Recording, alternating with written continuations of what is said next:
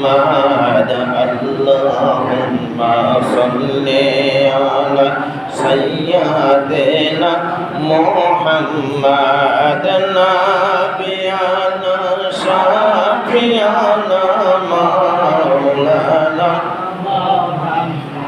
أدنى بيانا شافيانا مولانا আমরা হইলাম গুনাহগার গো তোমায় নবী ছিলাম না আমরা হইলাম গুনাহগার গো তোমায় নবী ছিলাম না তার কারণে রোজ হাসরে তুমি মোদের ভুলিল না তার কারণে রোজ হাসরে তুমি মোদের ভুলিল না আল্লাহুম্মা সাল্লি আলা সাইয়্যিদিনা মুহাম্মাদ আল্লাহুম্মা সাল্লি আলা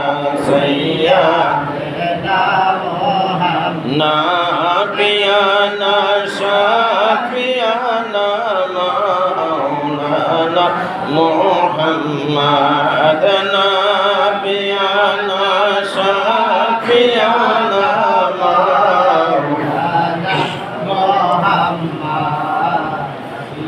যেই কথা বলতেছিলাম তার জান এবং মালের খেদমত হলো। এখন আসেন রাহমাতুল লিল আলামিন নবী যুদ্ধের ময়দানে যাবেন, খেদমতের প্রয়োজন, টাকার সংকট। সাহাবীদেরকে হুকুম করল, ও আমার সাহাবীরা, এই যুদ্ধটা ভয়াবহ যুদ্ধ এবং এই যুদ্ধের কিছু খরচের প্রয়োজন। সমস্ত সাহাবীকে হুকুম করল যে তোমাদের যার যার সমর্থন অনুযায়ী তোমরা খেদমতের জন্য আমার সাথে একটু তোমরা সহযোগিতা করো। এমনকি রাহমাতুল লিল আলামিন নবী তার ব্যবহৃত রুমাল মোবারকটা তিনি বিছিয়ে দিল। তো আমার সাহাবীরা, তোমরা ইসলামের জন্য কি কি খেদমত দিতে প্রস্তুতি দাও। সাহাবীরা যার যার গন্তব্যস্থানে চলে গেল। কিন্তু একজন ব্যক্তি ছিল, তিনি হলো সিদ্দিক আকবর আবু বকর সিদ্দিক রাদিয়াল্লাহু তাআলা আনহু। তিনি ছিল ইসলামের জন্য তিনি সব রাসূলের কদমে বিলীন করে দিয়েছে, কিন্তু তার এমন অবস্থা ছিল, তার সামান্য খেদমত ছিল। আবু বকর সিদ্দিক রাদিয়াল্লাহু তাআলা আনহু তার গৃহে চলে গেল, ঘরের ভিতর চলে গেল। তার বিবিকে ডাকতে বলল, ও আমার বিবি, রাহমাতুল লিল আলামিন নবী হুকুম করছে এই দুনিয়ার জমিনে কিছু খেদমতে শরীক হওয়ার জন্য। আমার ঘরে কি কি আছে যা সব তুমি গোছাও। গোছে একত্রিত করে ফেলল, একটা কাপড় দিয়ে বেঁধে ফেলল। আবু বকর সিদ্দিক রাদিয়াল্লাহু তাআলা আনহু তিনি নবীর দরবারে হাজির হওয়ার জন্য রওনা হইলেন। সেখানে সুবহানাল্লাহ, আবু বকর সিদ্দিক রাদিয়াল্লাহু তাআলা আনহু সমস্ত আসবাবপত্র তিনি একটা কাপড়ের সঙ্গে বেঁধে ফেলল, গাঁটটি বেঁধে ফেল, নবীর দরবারে হাজির হইবেন। এবার আবু বকর সিদ্দিক রাদিয়াল্লাহু তাআলা সহধর্মিণী বলল, ও আমার প্রাণের স্বামী, তুমি তো তোমার সম্পদ তুমি নবীর দরবারে নিয়ে যাচ্ছ, কিন্তু আমার তো নবীর দরবারে খেদমত করার প্রয়োজন। আমি যদি নবীর দরবারে খেদমত না করতে পারি, তাইলে কিয়ামতের ময়দানে আল্লাহ যদি আমাকে প্রশ্ন করে, আমার বন্ধু রাহমাতুল লিল আলামিন এই দুনিয়ার জমিনে তোমাদের কাছে খেদমত চেয়েছিল, তোমরা কি খেদমত দিয়েছ? আমি আল্লাহর দরবারে আসামি হয়ে যাইব।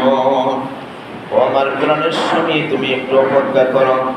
সিদ্দিক আকবর আবু বকর সিদ্দিক রাদিয়াল্লাহু তাআলার স্ত্রীর সঙ্গে সঙ্গে খেজুরের ডাল কেটে তার সমস্ত লজ্জা স্থান তিনি ঢেকে ফেলল। তার ব্যবহৃত একটা ছেঁড়া কাপড় ছিল, ওই ছেঁড়া কাপড়টা তার স্বামীর হাতে তুলে দিয়ে বলল, আমার প্রাণের স্বামী, এই দুনিয়ার জমিন আমার কোনো খেদমত বলতে কিছু নাই, কারণ আমার টাকা নাই, পয়সা নেই, সম্পদ নাই। আমার এই পরনের পোশাকটা ছাড়া এই দুনিয়াতে আমার কোনো সম্পদ নাই।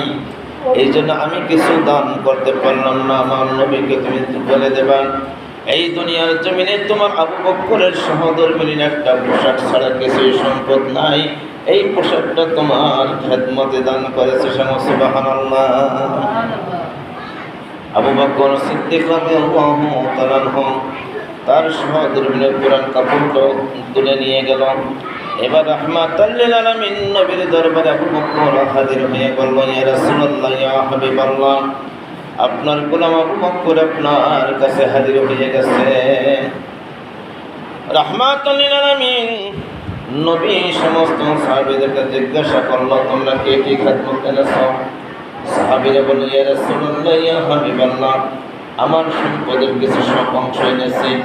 পর্যায়ক্রমে উসমান গনি রাদিয়াল্লাহু তাআলা বললেন, ইয়া রাসূলুল্লাহ, ইয়া হাবিবাল্লাহ, আমার যত সম্পদ আছে সমস্ত সম্পদ থেকে অধিকাংশ সম্পদ আপনার খেদমতে নিয়ে আসছি। এবার সিদ্দিক আকবর আবু বকর সিদ্দিক রাদিয়াল্লাহু তাআলা জিজ্ঞাসা করলেন, আবু বকর, তুমি আমার খেদমতের জন্য কি শরীক হয়েছ? আবু বকর কি আনছে? নবী কি জানে না? অবশ্যই জানে, অবশ্যই জানে। এইটার প্রতি বিশ্বাস আনার নাম ঈমান। সুবহানাল্লাহ। আবু বকর সিদ্দিক রাদিয়াল্লাহু তাআলা দুই চোখের পানি ছেড়ে বলল, ইয়া রাসূলুল্লাহ, ইয়া হাবিবাল্লাহ, তোমার আবু বকরের এই দুনিয়ার জমিনে কত তেমন কোনো সম্পদ নাই, তবে একটা জিনিস, ইয়া রাসূলুল্লাহ, ইয়া হাবিবাল্লাহ, আমার ঘরে যা কিছু সব কিছু আমি গোছাই আপনার কদমে নিয়ে আসছি। ইয়া রাসূলুল্লাহ, ইয়া হাবিবাল্লাহ, আমার সমস্ত সম্পদ তোমার কদমে হাজিরে দিয়েছি। সকলে বলেন আল্লাহু আকবার। এবার রাহমাতাল লিল আলামিন নবী প্রশ্ন করলেন, আবু বকর, তুমি বাড়ির জন্য কি রেখে আসছো? কথা তো ঠিকই, আমার ঘরে 5 কেজি চাউল আছে। 5 কেজি চাউল যদি সব মসজিদে নিয়ে আসি, তাহলে আমার ছেলে মেয়ে আমার খাওয়ার প্রয়োজন আছে না? আসেনি? আসেনি? নবী প্রশ্ন করলেন, আবু বকর, তুমি বাড়িতে কি রেখে আসছো? তোমার কি খানার প্রয়োজন হবে না? রাহমাতাল লিল আলামিন নবী প্রশ্ন করলেন। এবার আবু বকর উত্তর দেয়, ইয়া রাসূলুল্লাহ, ইয়া হাবিবাল্লাহ, আমার বাড়িতে আমি 2 জন ব্যক্তিকে রেখে আসছি, তিনি হলো আমার আল্লাহ এবং তার বন্ধু। রাহমাতাল লিল আলামিন।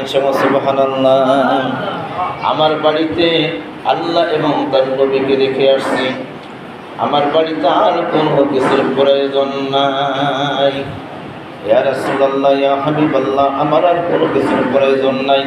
এবার রাহমাতাল লিল আলামিন নবী বলল, ও আমার সাহাবীরা, তোমরা যত খেদমত এনেছো, প্রত্যেকের খেদমতে, সমস্ত খেদমতের প্রতি আল্লাহ যার যে খুশি হয়েছে তার চেয়ে বেশি খেদমতে রাজি খুশি হয়েছে আবু বকরের খেদমত। সুবহানাল্লাহ।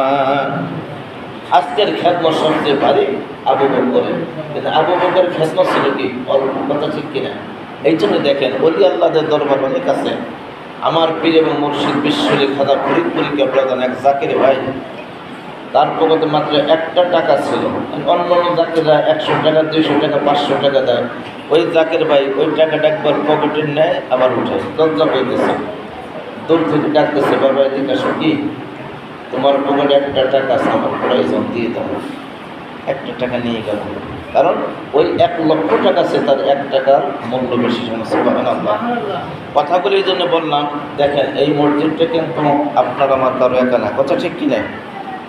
এই মসজিদে এলাকা তথা অন্যান্য এলাকা তাদেরও হক আছে, কিন্তু এই এলাকার মানুষের হক 1 নম্বরে। কথা ঠিক কিনা?